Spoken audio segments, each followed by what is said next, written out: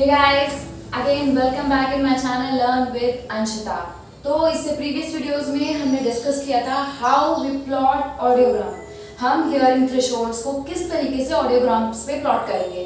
तो आज की वीडियो में हम ये देखेंगे how will we interpret the audiogram, यानी ऑडियोग्राम्स किस तरीके से आपको इंटरप्रेट करना है, इसके बारे में थोड़ा सा डिस्कशन करेंगे। अगर आपको याद होगा तो क्लासिफिकेशन ऑफ हियरिंग लॉस पे जब मैंने वीडियो बनाई थी तो मैंने आपको 3 टाइप्स बताए थे on the basis of site of region, conductive, sensory neural and mixed. And मैंने उसमें ये भी बताया था कि एयर बोन गैप और एयर कंडक्शन, बोन कंडक्शन कितना ज्यादा महत्व रखता है। तो आज हम सबसे पहले बात करेंगे इंटरप्रिटेशन की। तो सबसे पहले मैं आपको एक चीज बताना चाहूंगी। जब हमने डिस्कस किया था about the degree of hearing loss, उसमें हमने रखा था according to World Health Organization 0 to 25 को हम नॉर्मल मानते हैं। So suppose this is your normal line,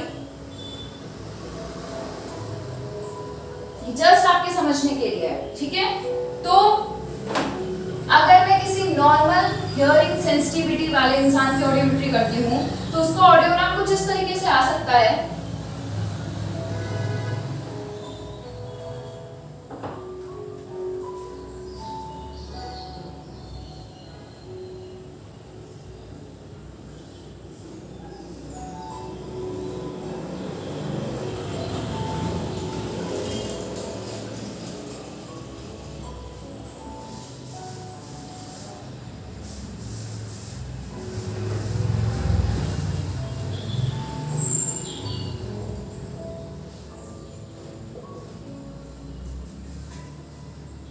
तो मैंने यहाँ पे आप देखिए एक नॉर्मल हियरिंग सेंसिटिविटी वाले इंसान का air conduction and bone conduction plot किया जो कि 25 के अबव आ रहा है, ठीक है।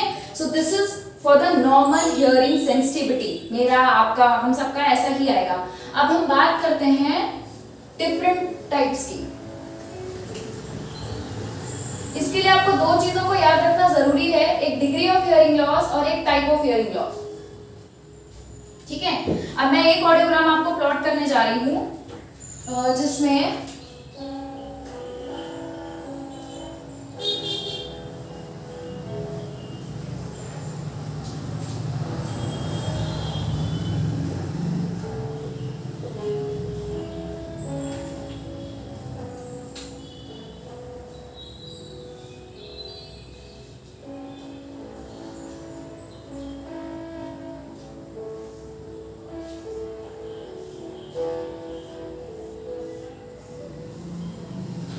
ओके, मैं लेफ्ट ईयर का प्लॉट नहीं कर रही, बट अगर सपोज हम लेफ्ट ईयर को ले लेते हैं,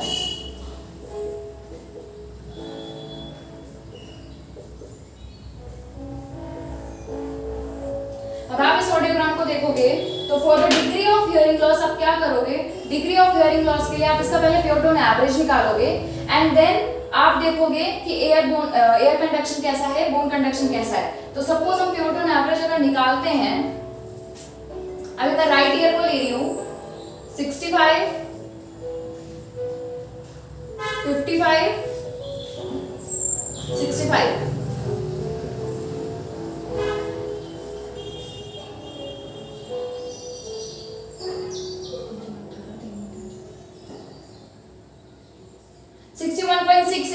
तो अगर आप डिग्री के हिसाब से देखोगे तो ये किस में आएगा, ये आपका प्योर टोन एवरेज हो गया। मैंने अभी सिर्फ राइट ईयर की बात की है, ठीक है। तो ये आपका हो गया 0 to 25 normal, 26 to 40 mild, 41 to 55 moderate and 56 to 70 moderately severe. तो कहीं ना कहीं 61.66 किस में पड़ रहा है, 56 to 70 में, जो कि है मॉडरेटली सीवियर, ठीक है। नेक्स्ट अब हम देखेंगे इसका बोन कंडक्शन कैसा है, नॉर्मल लिमिट्स के ऊपर है तो नॉर्मल है, नॉर्मल लिमिट्स के नीचे है तो इफेक्टेड है। तो इसका बोन कंडक्शन नॉर्मल है, एयर कंडक्शन इफेक्टेड है, ठीक है। तो ये होगा कंडक्टिव हियरिंग लॉस, क्योंकि आपने उसके फीचर्स में लिख रखा है। तो बेसिकली अगर मैं राइट ईयर की इंटरप्रिटेशन करती हूँ तो राइट ईयर की इंटरप्रिटेशन आती है moderately severe conductive hearing loss.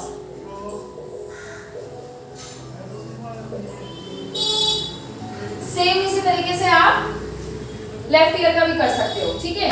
तो मेन आपको मैंने ये बताना था कि जब आप प्योटोन ऑडियोमेट्री का सेशन मेरा देखोगे तो मैंने उसमें आपको ये बताया था कि जब हम राइट ईयर और लेफ्ट ईयर के इंडिविजुअल थ्रेशोल्ड्स निकालते हैं उसके बाद हम उसका प्योर टोन एवरेज निकालते हैं जो कि है 500 plus 1k plus 2k divided by 3। तो उससे हमें क्या पता चल जाता है कि डिग्री कौन सी है। उसके लिए आपको डिग्री ऑफ हियरिंग लॉस याद करना जरूरी है।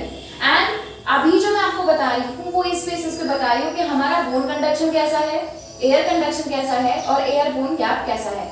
तो अगर बोन कंडक्शन नॉर्मल आ रहा है, एयर कंडक्शन इफेक्टेड आ रहा है और दोनों के बीच 10 dB से ज्यादा का गैप है तो उसे हम बोलते हैं कंडक्टिव हियरिंग लॉस। अब हम आगे बढ़ते हैं। सपोज मैं आपका एयर कंडक्शन चेंज नहीं कर रही, अब यही बोन कंडक्शन थ्रेशोल्ड्स को मैं शिफ्ट कर देती हूँ।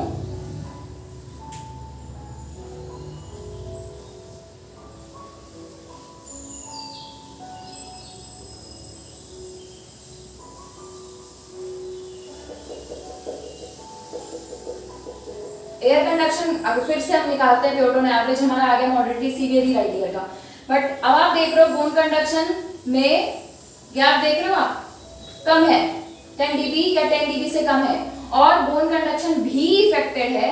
सो इसको हम बोलते हैं सेंसरी न्यूरल हियरिंग लॉस। ध्यान देंगे, air conduction affected, bone conduction affected, दोनों के बीच 10 dB या 10 dB से कम का गैप। बट अभी हम लेफ्ट ईयर को लेते हैं तो कुछ जगहों पे देखोगे लेफ्ट ईयर में ठीक है बट कुछ जगहों पे डिफरेंसेस ज्यादा है, वहां पे मिक्स कंपोनेंट हो सकता है। ठीक है, ये तो जस्ट मैं आपको किसी पेशेंट के बेसिस पे नहीं बता रही हूँ, मैं जस्ट ये आपको समझाने के लिए बता रही हूँ। अब आता है थर्ड हमारा, अगेन थर्ड की प्लॉटिंग करते हैं।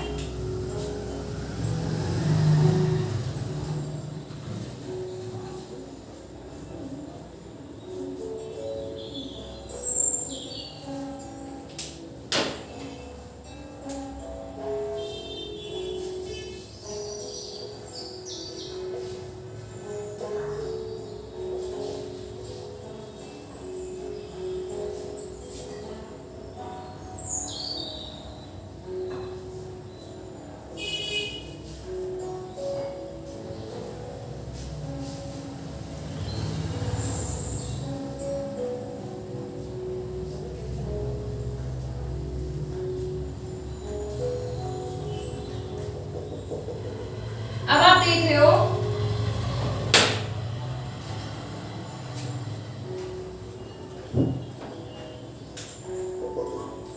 अब जो मैंने बनाया है वो थर्ड है। इसमें बेसिकली आप देख रहे हो कि नॉर्मल के ऊपर कुछ भी नहीं है, सब कुछ नॉर्मल के नीचे। सो air conduction affected, bone conduction affected and the gap is more than 10 dB। ये वाला आप देखोगे 4 वाला भी ACB NR है और BCB NR है तो रिस्पॉन्सेस का कुछ आइडिया नहीं, बट वो भी गैप 10 dB से ज्यादा का ही होगा।